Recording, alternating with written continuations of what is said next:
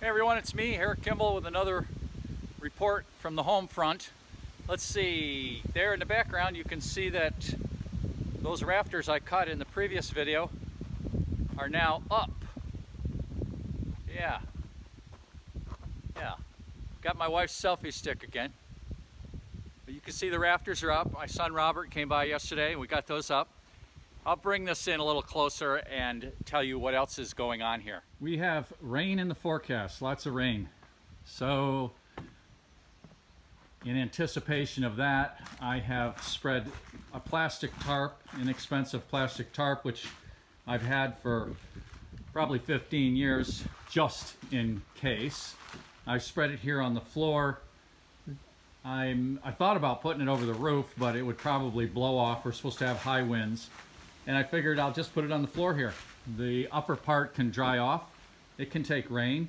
And the floor could take rain too, for that matter. This Advantech subfloor, which is under the tarp, can take a lot of rain. But in previous rains, there was a place for the rain to go. It could go off that way. That wall was not in. And it really pooled up. So I figured I would put this down here and let it pool up. Got it up on the edges over there. That'll be okay. And I'll just, after the rain's gone, I'll lift it up and let it all flow out the door there. And that'll be that. Now, today, well, let me show you what I got going on here today, hopefully. I got scaffold up. You can see up there. Well, let's go up on the scaffold, I'll show you. Yeah, so I'm 3 sections up on the scaffold. We'll take a siding across the roof here.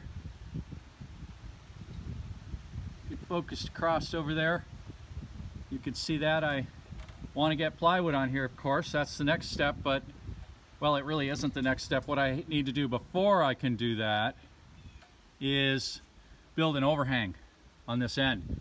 You see the ridge board sticks out a little bit more than it needs to. It looks like it's like 3 foot long. I don't need an overhang 3 foot long. I'm going to match the overhang on the other part of the house. We'll get a view underneath here. That support you see will come out. Won't be needed once we get the roof sheathing on. Same for this support here. I'm working on this overhang on this end. A lot of houses don't have overhangs on the gable end because it's a money-saving thing, you know, leave that out. It takes some effort and work and expense to get the gable overhangs on, more so than the eave overhangs. They take some time too, but I'm a big believer in overhangs on a house, especially my own house. So I'm going to get a good overhang here. It's going to that's my project for today. That's my challenge for the day, is to get a good solid overhang on this end. Hey, that's my day. That's what's going on. Rain's coming. Want to get this overhang done. And thank you everyone for watching and following this adventure that I'm in the midst of here at my home with this addition. No, wait, there's more. Right after I filmed that last segment and ended this video, or so I thought, I got a email ding on my iPhone, and I'm filming myself now in my mail order packing room with my iPhone. I really like the iPhone. It is a wonderful tool. But when I get a ding, I get an email, I look at it, and I see it's in order, I get right on it. I do have to make a living. This mail order business is how I make a living. And this is getting into the busy time of year.